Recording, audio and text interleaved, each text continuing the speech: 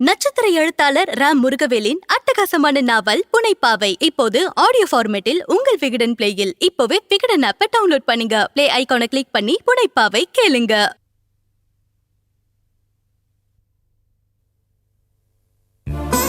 தானும் போஸ் இருப்பாங்க.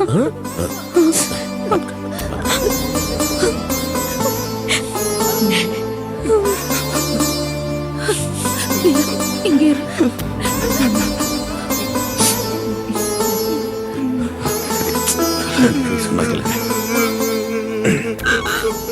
சரி சரி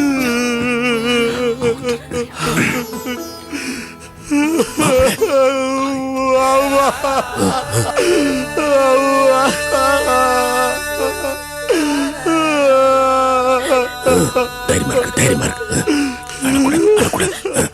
சரி மாப்பிள்ளை, தாயை இழக்கிறதோட பெரிய துக்கம் இல்ல, அது எனக்கு நல்லா புரியுது. என்ன செய்யறது, கூட இருந்து கவனிச்சுக்கன்னா ஊர்ல பவானி தனியா இருக்குது. அழாதீங்க மாப்பிள்ள, அப்பாவை நினைச்சு அமைதியா இருக்கணும். அழக்கூடாது. அப்பா வயசானவர் இல்ல, அவர் நல்லா இருக்கணும் இல்ல. அமைதியா இருக்கு. சரோ மாப்பிள்ள,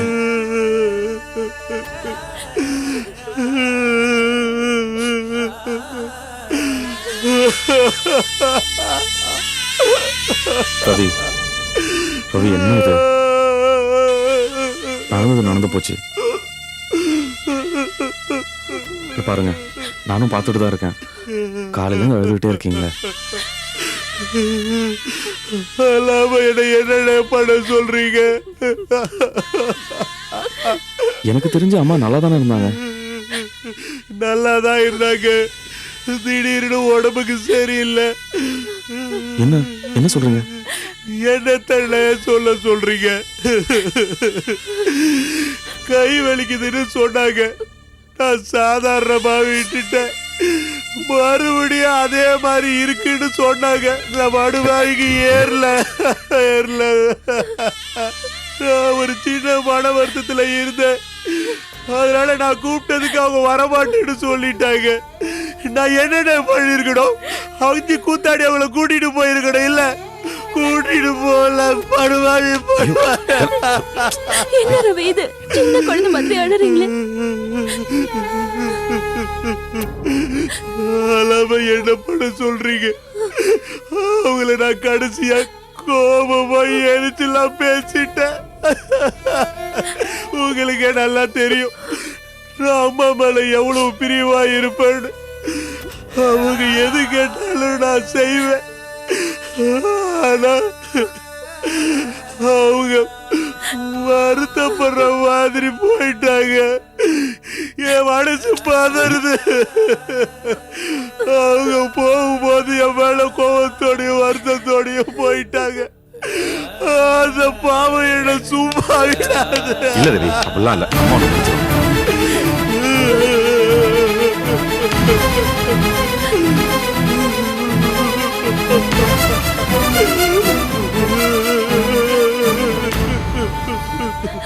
என்ன ரவி இது பாருங்க, நீங்க நினைக்கிற மாதிரிலாம் எதுவுமே இல்ல. பெரியவங்க வருத்தத்துல போனாலும் ஒண்ணும் கோவப்பட மாட்டாங்க. நிச்சயமா உங்களை சொர்க்கத்துல இருந்து ஆசீர்வாதம் பண்ணுவாங்க. இதெல்லாம் நினைச்சு வருத்தப்படாதீங்க ரவி. இல்ல, பிள்ளைங்க பெத்தவங்களை கடைசி காலத்துல நல்லபடியா பாத்துக்கணும். ஆனா நான் கோவமா மோசமா நடந்துகிட்டேன். என் மனசு ஊர்த்திக்கிட்டே இருக்கு. நான் சாகிற வரைக்கும் அது என் மனசு ஊர்த்திக்கிட்டே தான் இருக்கும்.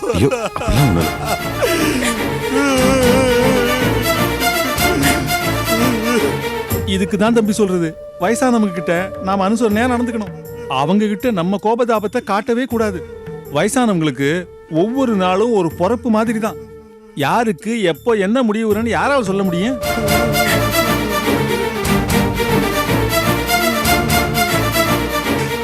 தப்பு பண்ணிட்டேயா, தப்பு பண்ணிட்டேன். சரி தம்பி, பெரியவங்க எப்பயாவது முன்ன பின்ன எப்படியாவது நடந்துக்கிட்டா கூட நாம அதை பெருசு பண்ணவோ கோவப்படவோ கூடாது. ஏன்னா ஒரு வயசுக்கு அப்புறம் அவங்களும் குழந்தை மாதிரி தான். தேவையில்லாம அவசரப்பட்டுட்ட. இப்போ ஆயுசு முழுக்க உறுத்தலோட தானே இருக்க போற.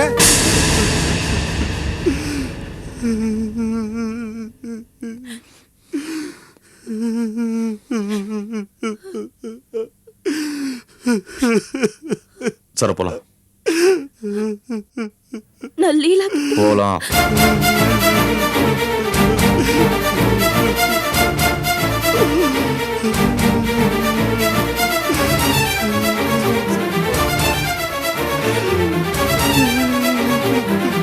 கோபி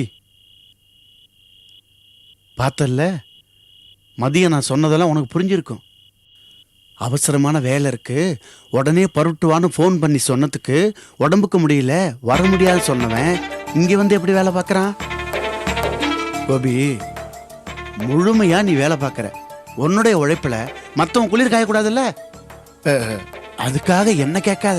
நான் யாரு? உன் தாய் மாமன். எனக்கு ஆபீஸ் இருக்கு, வேலைக்கு போறேன். ஆனா அவன் அப்படியா? உன்னோட சகல நீ பண்ற பிசினஸ்ல அவனை பார்ட்னரா சேர்த்து வச்சிருக்க. அப்படி பார்த்தா உன்னை விட அவனுக்குள்ள அதிக அக்கறை இருக்கணும். அது மட்டும் இல்ல, இத பாரு, ரவியோட அம்மா திடீர்னு இறந்து போனதுல எல்லாருக்கும் வருத்தம் இருக்கு. அட நானே உன் கூட வந்திருக்கேன்னா பாத்துக்கேன். எனக்கும் மனசாட்சி இருக்குப்பா. சரி வந்தான், வந்த இடத்துல உடம்புக்கு முடியலன்னா ஓரமா உட்காந்து ரெஸ்ட் எடுக்கணும்ல. அதை விட்டுட்டு எல்லா வேலையும் இவனை இழுத்து போட்டுக்கிட்டு மாங்கமான்னு செஞ்சிட்டு இருக்கானா அதுக்கு என்ன அர்த்தம்? அங்க வந்து கார்மெண்ட்ஸ்ல வேலை செய்ய முடியாதவனுக்கு இங்க மட்டும் வேலை செய்ய முடியுதா? கோபி, இதெல்லாம் எதுக்கு சொல்றேன்னா நீ புரிஞ்சுக்கணும். சரி கிளம்புங்க. சரி சரி, நான் முதல்ல கிளம்புறேன். நீயும் விஜயம் நேரத்தோட வந்து சேருங்க. நேர்ல நீயே பார்த்தல்ல, எல்லாம் உனக்கு புரிஞ்சிருக்குன்னு நம்புறேன்.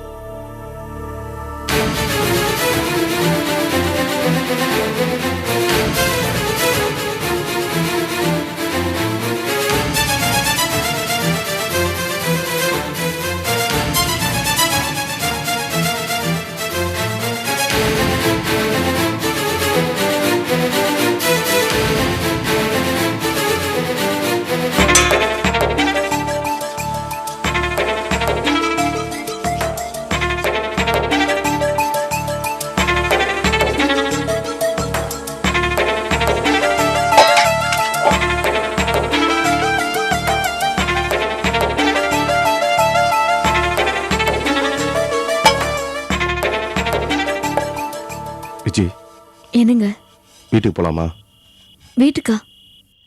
ஆமா விஜய், நீ இங்க நைட்டு தங்குனா நைட்டு ஃபுல்லா வேலை பார்க்க வேண்டியிருக்கும், கண்ணு முழிக்க வேண்டியிருக்கும். இது ரெண்டுமே உன் உடம்புக்கு ஒத்துக்கான்னு டாக்டர் சொல்லியிருக்காங்க இல்லையா? அதனால வீட்டுக்கு போய் ரெஸ்ட் எடுக்கலாம். என்னங்க, லீலாவை இந்த சூழ்நிலையில எப்படிங்க தனியா விட்டு வர முடியும்? அதான் போசனே தனன்லாம் கூட இருக்காங்கல்ல. இங்க பாரு விஜய், டாக்டர் என்ன சொன்னாரு? உன் உடம்புக்கு கண்ணு முழிக்க கூடாது, அதிகமா வேலை பார்க்க கூடாதுன்னு சொன்னார்ல. நீ இங்க இருந்தேன்னா இது ரெண்டுமே நடக்கும். அதனால தான் சொல்றேன், நம்ம இப்ப வீட்டுக்கு கிளம்பி போலாம்னு. இல்லங்க, அது வந்து விஜய், உன் உடம்பு நல்லா இருந்துச்சுன்னா நீங்க தங்குறதுக்கு நான் ஏதாவது சொல்லுவேனா? நானும் உங்க கூட தானே இருந்திருப்பேன். நல்லா யோசிச்சுப்பார், நம்ம உடம்ப பத்தி தெரிஞ்சிருந்தோம், நம்மளே எதுக்கா இழுத்து விட்டுக்கணும்? இப்ப கிளம்புவோம், வீட்டுல நைட்டு ஸ்டே பண்ணிட்டு விடியக்கால் நம்மளே திரும்பி இங்க வந்துருவோம். விஜய் கிளம்பு விஜய். நீ என்ன சொன்னாலும் நான் உன்னை இங்க இருக்க விட போறதில்ல. நமக்கு தெரிஞ்ச பிறகு எதுக்கு இழுத்து விட்டு அவஸ்தை பண்ணோம்? நைட்டு வீட்டுக்கு போனோம், வா போலாம். சரிங்க, இந்த பாத்திரங்களை மட்டும் கழுவிட்டு வந்துடுறேன். யார்ட்டையும் சொல்லிக்க கூடாது. பைக் கிட்ட வெயிட் பண்றேன், வா. ம்.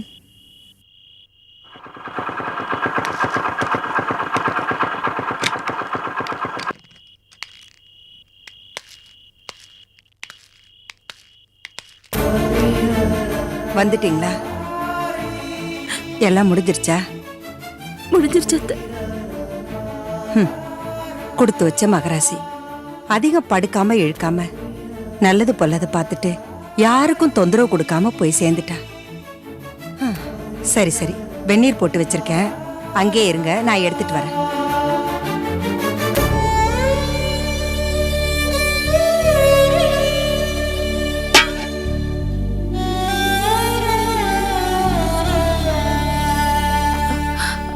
அத்தை, நீங்க எதுக்கு இதெல்லாம் செஞ்சுட்டு இருக்கீங்க? என்ன இல்லம்மா, செய்யறேன்? அவனுக்கு எவ்வளவு சூடு பதம் வேணும்னு எனக்கு தான் தெரியும். நீ இரு.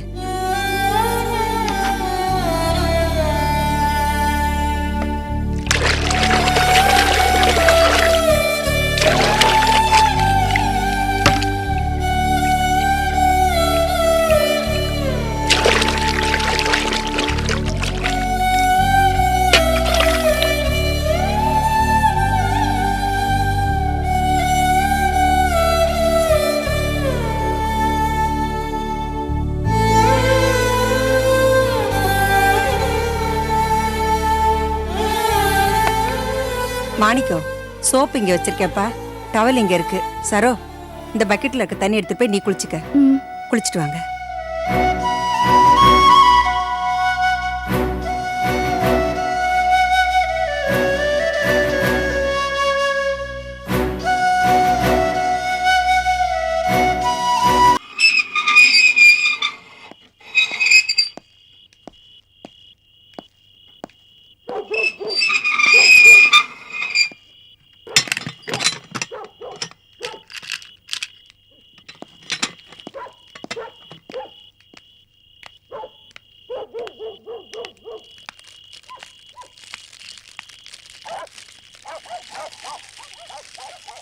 ஈஸ்வரி, ஆ? வெந்நீர் ரெடியா?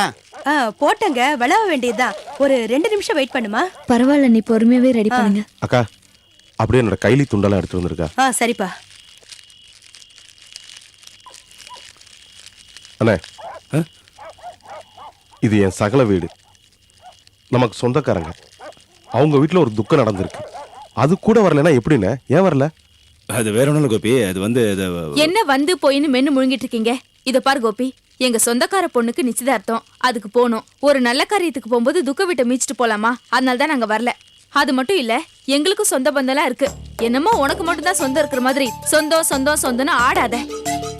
ஏனி ஏன் வரலன்னு தானே கேட்டேன், அதுக்கே எல்லாரும் இழுத்து வச்சு கம்பேர் பண்ணி பேசுறீங்க. கேட்டது ஏன் தப்பு தானே, சாரி.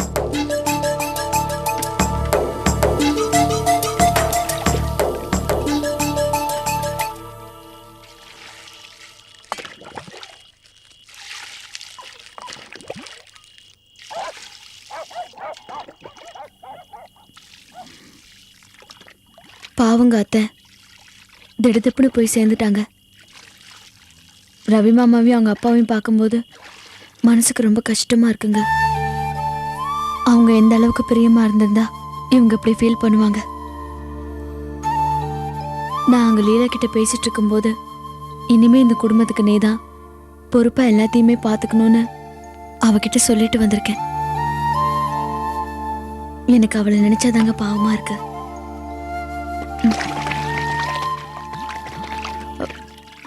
என்னங்க, நான் பாட்டுக்கு பேசிக்கிட்டே இருக்கேன், நீங்க எதுவுமே பேசாம அமைதியா இருக்கீங்க. விஜய், வேற விஷயம் விஜய். நீங்க நல்லா இருக்கிறது துக்கம் வீட்டுக்கு போயிட்டு வந்ததுக்கா இல்ல ராஜியக்கா பேசினதுக்கா? அது இல்ல விஜய், இது வேறன்னு சொன்னேன்ல. என்னன்னு சொல்லுங்க. இத்தனை நாளா போசனனை பத்தி லட்சுமண மாமாவும் குமாரண்ணனும் மாத்தி மாத்தி போட்டு கொடுத்துட்டு இருந்தாங்க. ஆனா அவங்க சொன்னது எதையுமே நான் காதுல வாங்கவே இல்லை. இன்னைக்கு லட்சுமண மாமா என்கிட்ட சொன்ன விஷயம் உண்மையில கொஞ்சம் யோசிக்க வச்சிருச்சு.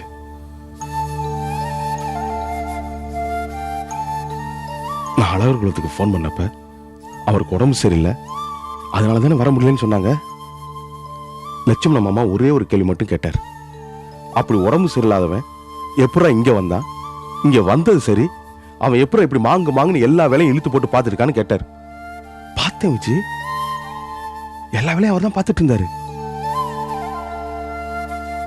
எனக்கு இது பெரிய விஷயமே கிடையாது. ஒரு மனுஷன் எவ்வளவு உடம்பு சரியில்லாம இருந்தாலும் துக்க காரியம்னு வரும்போது வந்துதான் ஆனும். வரும்போது சும்மா இருக்க முடியாது, எல்லா வேலையும் பார்த்தா ஆனும். இது நான் பெருசுபடுத்தவும் இல்லை, அதை நான் காதுல வாங்கிக்கவும் இல்லை. ஆனா முதல் நாள் நான் ஃபோன் பண்ணேன், அது என்னாச்சு, ஏன் வரல, உடம்பு சரியில்லைன்னு என்கிட்ட ஒரு வார்த்தை போசனை பேசிருக்கலாம்ல. ஒரு வார்த்தை நான் ஃபோன் பண்ணதை பத்தி பேசவே இல்லை. அப்படி ஒரு சம்பவம் நடந்ததை அவர் காட்டிக்கவே இல்லை. ஏன் விஜி, நமக்கிட்ட என்ன குறை இருக்கு? இல்ல நம்ம இதுல குறை வச்சோம்? போசனை இப்படி ரொம்ப கஷ்டமா இருக்கு விஜய். இதுக்கு தாங்க யாருக்குமே நல்லது செய்யக்கூடாது. நீங்க பார்த்துட்டு சும்மாவா இருந்தீங்க? நறுக்கு 4 வார்த்தை கேட்க வேண்டியதானே. வரட்டும், நானே கேட்கறேன். ஏய், நீ ஏன் கேட்க போற? இதை நீ கேட்கணுங்கிறக்காக நான் உங்ககிட்ட சொல்லிட்டு இருக்கேன். என் மனசு உள்ள வருத்தங்களை உங்ககிட்ட தான் ஷேர் பண்ணிக்க முடியும். இது மாதிரி விஷயங்கள்லாம் உங்ககிட்ட தான் சொல்ல முடியும் விஜய். இதை நீ கேட்கணுங்கிறக்கா நான் சொல்லவே இல்லை. இங்க பார், இதை நீ கேட்டேன்னு வச்சுக்க, பிரச்சனை பெருசாகும். பிரச்சனை பெருசானுச்சுன்னு வச்சுக்க, நமக்குள்ளதான் வீணா சண்டை வரும். தேவையில்லாத பிரச்சனை. கேட்காத, தயவு செஞ்சு கேட்காத, டென்ஷன் ஆகாது ப்ளீஸ்.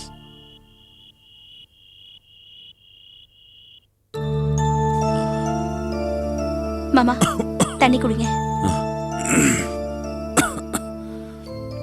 என்ன மாமா ஒரு மாதிரியா இருக்கீங்க? என்னன்னு தெரியல, ஒரே அலுப்பா இருக்கு. கை காலெல்லாம் பயங்கர வலி. காலையில இருந்து ஒண்ணும் தெரியல, இருட்ட ஆரம்பிச்சோன்னே ரொம்ப வலிக்க ஆரம்பிச்சிருச்சு. ஆமா, கோபி எல்லாம் போயாச்சா? போயாச்சு. காரியக்கார வீடுல அதான் சொல்லிக்காம கொல்லிக்காம போகணும்னு சொல்லுவாங்க. அதான் சொல்லிக்காம போயிட்டாப்ல உள்ள இருக்கு. என்னமோங்க, நீங்க தான் அவங்கள பத்தி ஜாஸ்தியா நினைக்கிறீங்க. ஆனா அவங்க வீட்ல உங்களை பத்தி ஒரு நல்ல எண்ணம் இருக்கிற மாதிரி எனக்கு தெரியல. என்ன சொல்ற? என்னத்தங்க சொல்றது? அந்த ஆள் லக்ஷ்மணன் இல்ல, உங்களை பத்தி கோபி கிட்ட கண்டபடி கோல் வெட்டி விடுறாரு. உங்க கோபி அதை தட்டி கேட்காம ஒத்துக்கிற மாதிரி தலையாட்டி கேட்டுட்டு இருக்காரு.